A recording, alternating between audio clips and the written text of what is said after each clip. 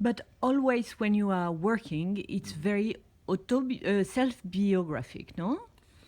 You speak No, about your own story, your father's story, what you saw when you yeah, were a but I think, kid. it's a way, it's a valid entry point. Um, it's an entry point that um, it allows for clarity, and I don't think, it's not biographical. It's maybe biographical, but it doesn't have any. It's not about identity politics. It's not about like being Latin American, or being maybe black, or being um, you know like a man, or being gay, or being like, it's not about race, or it's not about um, There's no political message. I think that it's more about um, I think maybe if you want to kind of extract a kind of sense of politics, I think maybe it has to do with bringing into the conversation uh, a diversity of geographies, Mm. and I think for a long time it has been very important to highlight one that I know really well, which is mine and my history, Mm-hmm. and I think very slowly, and this has taken me a long, long time, is to understand, and to have a dialogue with a kind of and embrace a kind of European context where I grew up in the UK, for example.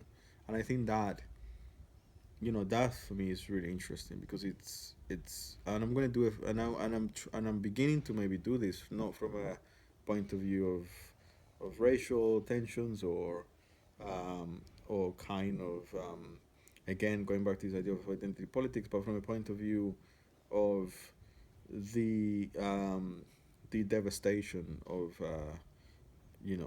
the industrial revolution, the devastation of how, especially the UK and the US, since the 19 late 70s, how this very strong shift from an industrial socialist um, kind of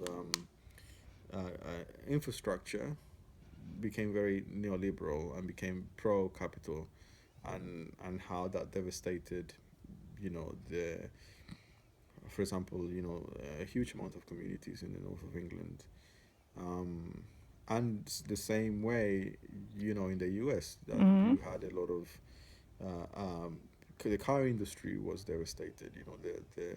The steel production industry was kind of completely destroyed, Yeah. and so this left a huge amount of communities in a complete poverty, really, and so it's a very tricky uh, um, it's a very tricky situation, because you can talk about this thing and engage it in a performative way, but then that is not effective, because you start to simply